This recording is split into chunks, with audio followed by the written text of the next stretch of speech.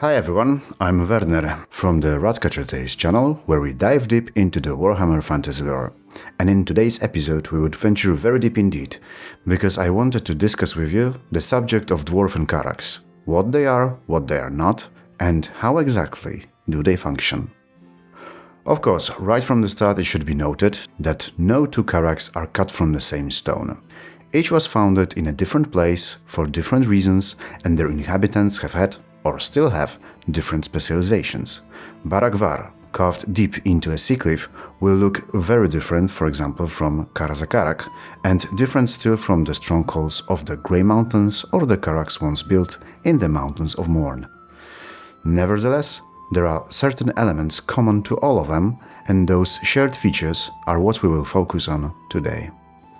Although in Khazarit the very word Karak signifies steadfastness, endurance, and a mountain fortress, despite the name it does not consist solely of the fortress itself. A Karak is an entire realm ruled by a Dwarfen king, encompassing both the stronghold and the lands surrounding it. And these lands are usually not just mountains. After all, the dwarves living within a Karak need food, they need timber for fuel and for reinforcing underground tunnels, and the oldest mines located on the deepest level beneath the main fortress have likely long ceased to provide the riches they once did when the Karak was first built. For this reason, the lands surrounding a dwarven stronghold often contain various industrial sites, mills and mines. Around them, dwarven settlements, Khazit in Khazarit, frequently arise, inhabited by workers employed in those enterprises. Sometimes among these settlements, one may also find hereditary lands belonging to particular clans, which, for various reasons, may not wish to live within a Karak itself, yet still acknowledge the authority of the king of that fortress. The inhabitants of smaller villages or even isolated hamlets above ground are often engaged in agriculture. Yep, I know it might be difficult to comprehend, but dwarven diet is not limited to meat obtained thanks to herding sheep and a special breed of goats known as Khruki in Khazarit. They do also cultivate the land. To do this, however, they employ specially adapted strains of plants capable of enduring the harsh mountain climate relatively well, aided by engineering techniques unknown to the human inhabitants of the Old World. Modern dwarven farmlands are often artificially constructed terraced fields carved into mountain slopes, tended by members of agricultural clans. Something akin to the terraced rice fields of Southeast Asia from our own world. Only, as with almost everything in Warhammer, done on steroids and in far harsher conditions. Even despite their advanced technology, however, this is merely a shadow of what Dawi once possessed in the past.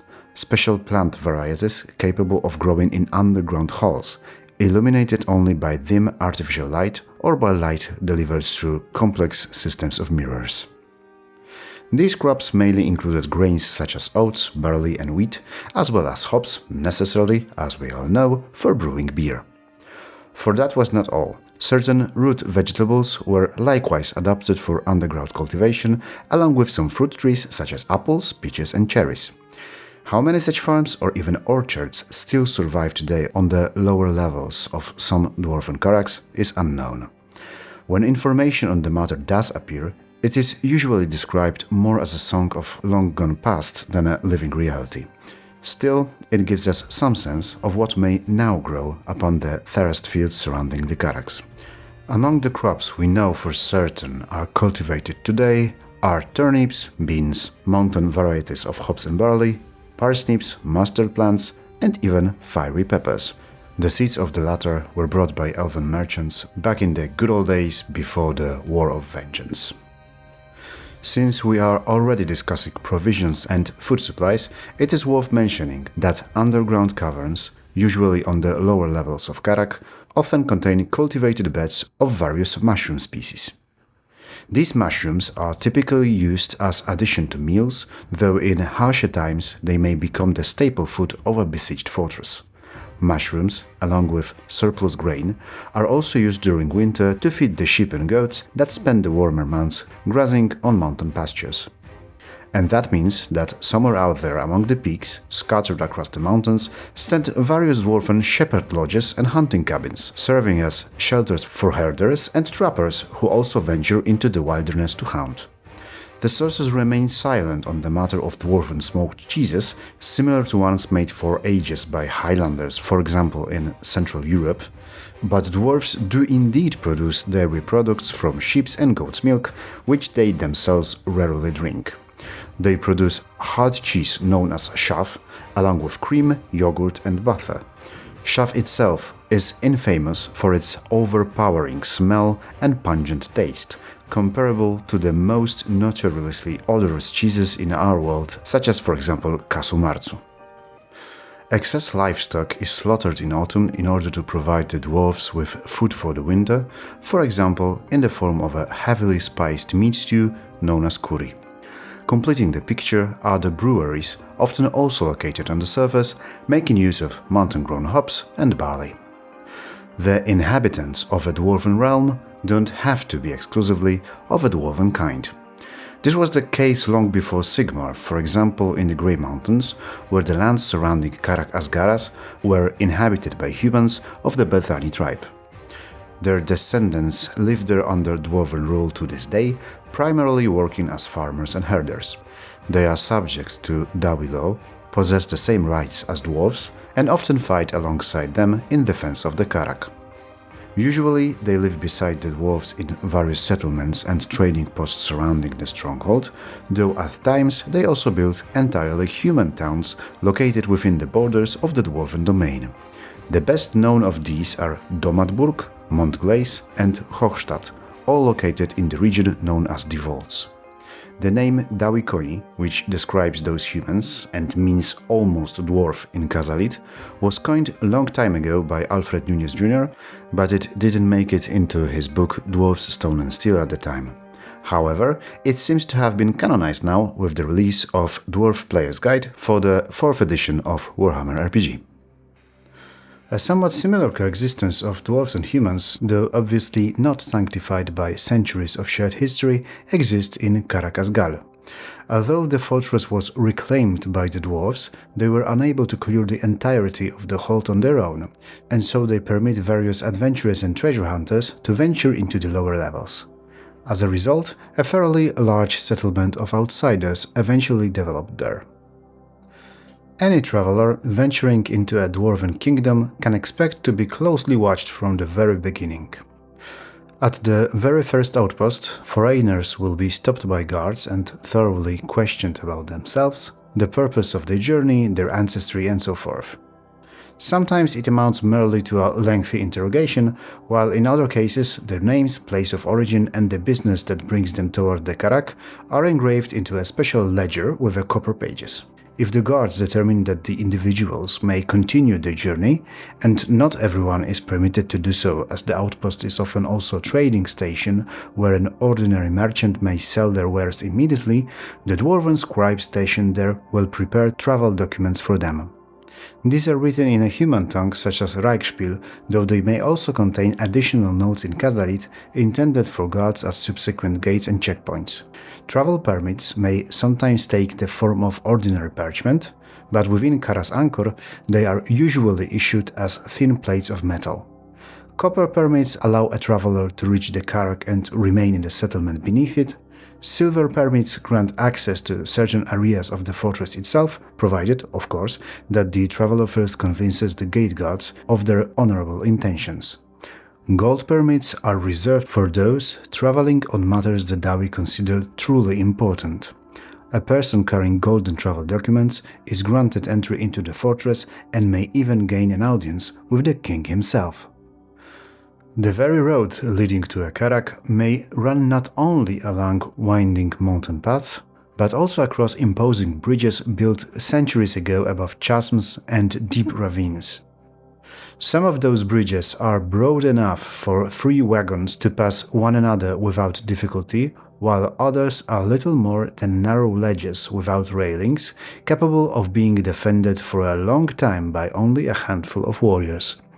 The roads approaching Karak are also guarded by hidden watchtowers, and among the mountain peaks one may even encounter landing platforms for gyrocopters. Many of these outposts are connected to the main Karak through underground tunnels, and communication with them is maintained whenever possible.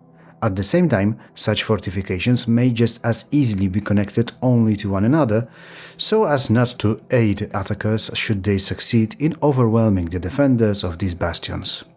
Hidden throughout the mountains, there may also be additional exits from the main fortress itself, carefully concealed so that no unauthorized intruder might find their way inside. And since we are already speaking about gates, it can honestly be said that the main entrance to a Dwarven stronghold is, from the outside, its most striking feature. More often than not, it is lavishly decorated, surrounded by elaborate ornamentation and statues of the ancestor gods. The main gate of Karak, for example, is said to stand well over 100 meters high and to be forged of iron inlaid with gold, silver and gromril. Though, to be fair, other accounts describe it as appearing entirely carved from granite, which is admittedly somewhat less spectacular. Either way, it is reinforced with protective runes. The approaches to the gate are defended by a network of hidden guard posts, gyrocopters patrolling the skies, and two immense towers. In general, it is guarded with extraordinary care, something attested to by the simple fact that it has never been forced open from the outside. Nor is it opened particularly often from within. In truth, the Great Gate is usually unsealed only on the most important of occasions. If the gatekeeper, standing in full armor to greet arriving travelers, determines that a visitor may enter the heart of Karak's anchor, then a smaller gate, conveniently set within the larger one, will be opened for them instead. Similar customs exist in other Karaks, though not all possesses a smaller gate built directly into the main portal. In some halls, a side entrance beside the ceremonial gate serves the same purpose. Beyond the main entrance, there is usually a grand hall, often adorned with statues of the ancestor gods. This serves as the primary and ceremonial entrance to the fortress and is frequently the only level to which outsiders are ever admitted. But this does not mean they are allowed to wander freely. Far from it. This level also contains guard barracks, audience chambers, and entrances leading to higher or deeper levels of the Karak. It is also here that travelers will usually find inns and taverns where they may spend the night. Although they may be higher levels above the Great Entrance Hall, leading, for example, to fortifications, storage chambers or gyrocopter landing platforms, this level is usually referred to by the inhabitants of the Karak as the first level. All other levels are numbered in relation to it. The deeper beneath the mountain one descends, the higher the level number becomes. There may be a great many such levels, though on plans of Karaks found in the available sources there are usually around 10. Broadly speaking, they are divided into the upper deeps, of which the gate level is typically the highest part, the lower deeps, and finally the vaults. As you can see, a typical Karak resembles an onion, meaning it has layers.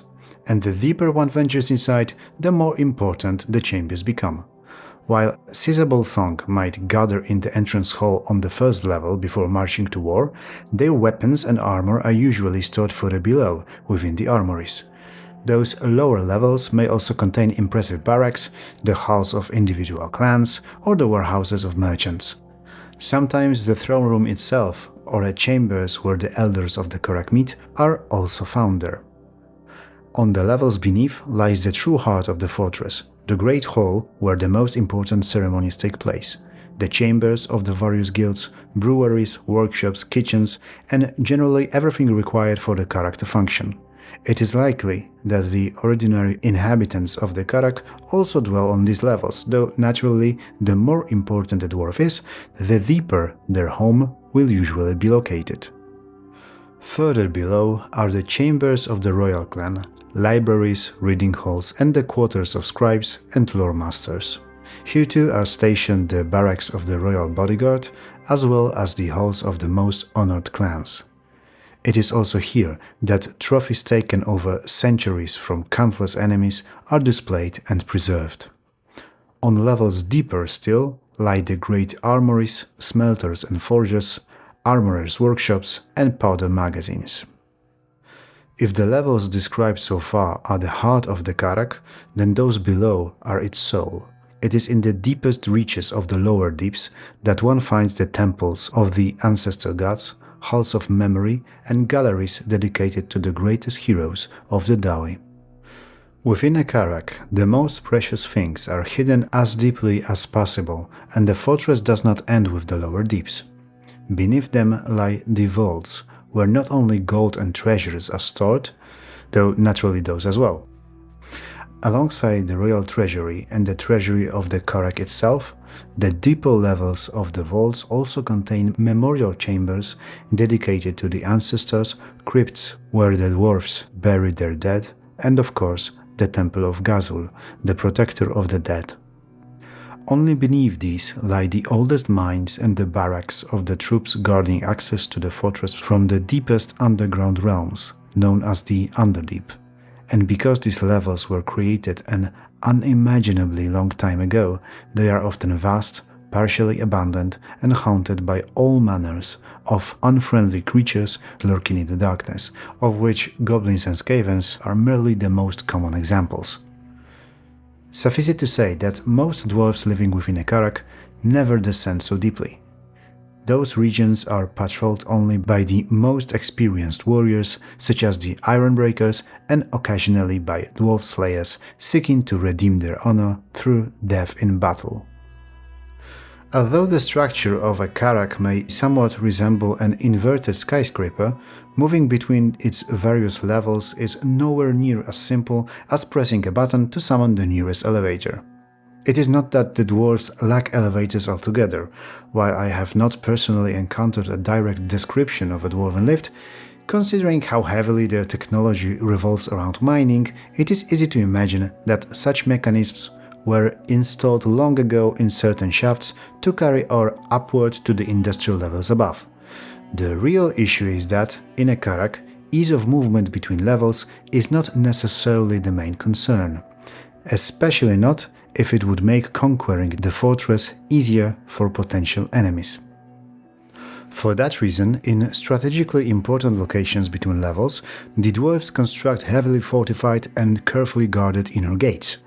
These restrict access to the deeper reaches of the Karak and to important areas such as the royal chambers, the Great Hall, or the quarters of the most influential guilds.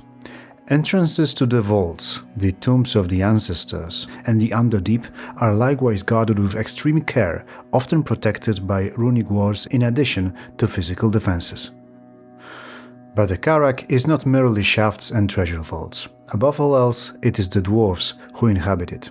True, Kara's anchor has long passed the heights of its greatest glory and splendor, yet a single Karak may still house tens of thousands of Dawi. Though Karak itself once held a population of roughly 350,000 dwarves, even its present population of just under 100,000 remains deeply impressive. Karak Azul, Barak Var, and Karak Kadrin are each said to possess between 30 and 40,000 inhabitants. As a side note, those numbers are taken from the first edition of RPG. 4th edition in Lords of Stone and Steel seems to multiply all of them by 10. Anyways, if one adds all those who dwell in the lands surrounding the fortress, working in nearby mines, hoarding goats or cultivating the crops mentioned earlier, the result is a picture of relatively large societies capable of providing for most of its own needs. They possess their own farmers, miners, jewelers, engineers, brewers, scribes, priests, soldiers, and nobility, and naturally, nearly all of them are convinced that whatever they do it several times better than humans ever could. Or worse still, elves. At the summit of each such structure stands a king.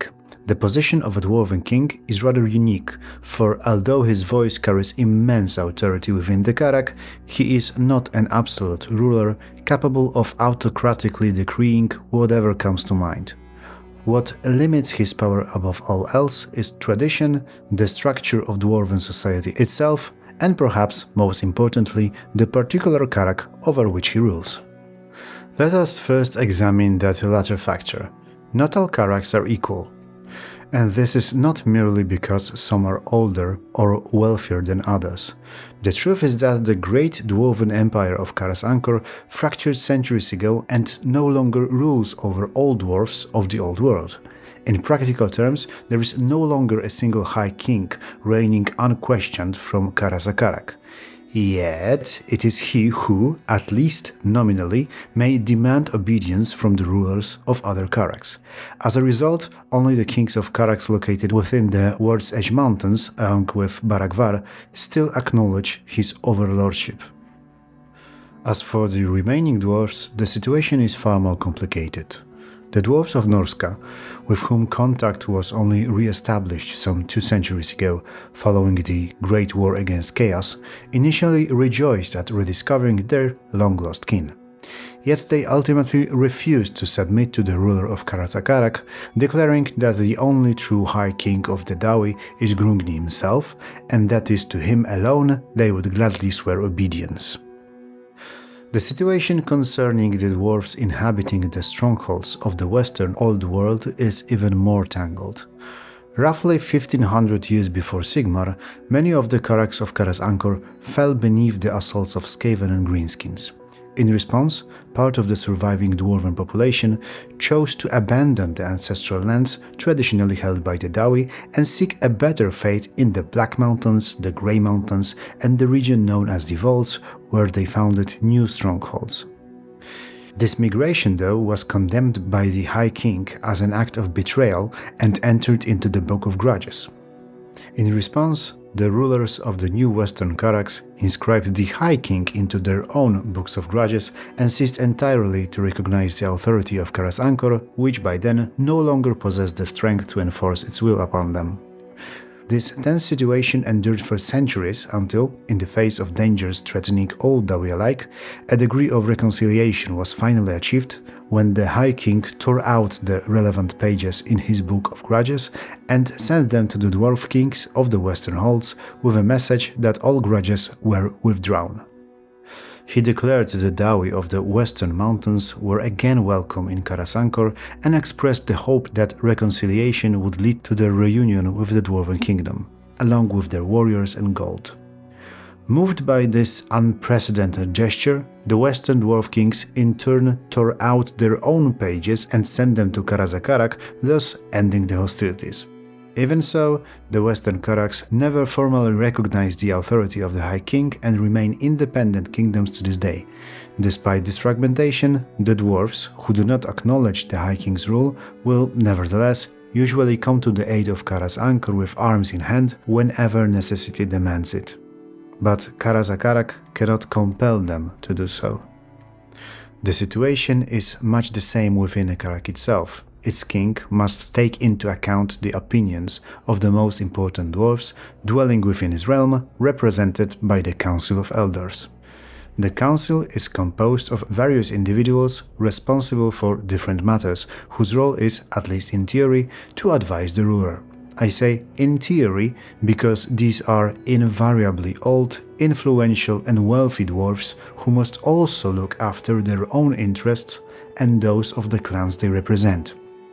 The ruler is not obliged to heed their counsel in every situation, but if he fails to convincingly justify a decision made against their advice, it may lead to unrest within the Karak.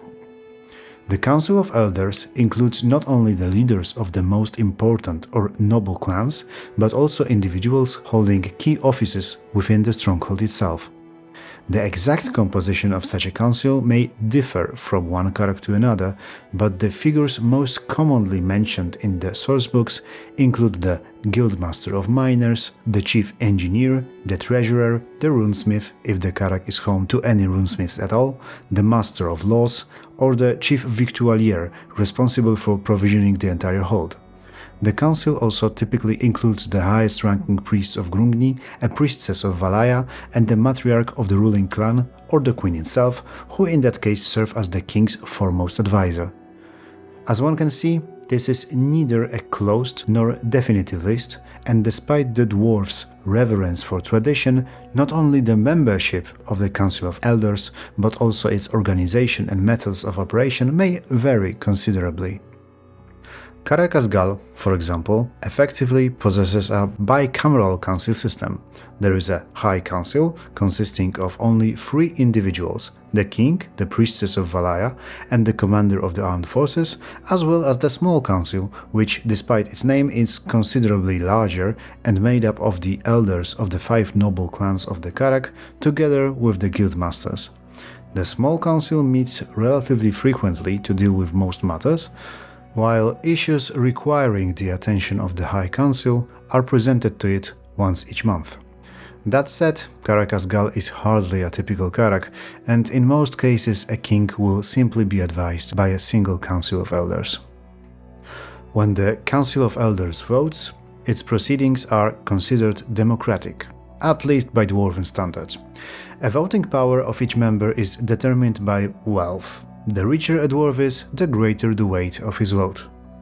Some Karaks are even said to possess special scales used to settle exceptionally difficult disputes, upon which representative portion of the councillor's wealth are literally weighted, with whichever side outweighs the other carrying the vote. Yet despite the fact that the king of a Karak usually possesses more wealth than all of the council members combined, he still cannot afford to disregard their opinion.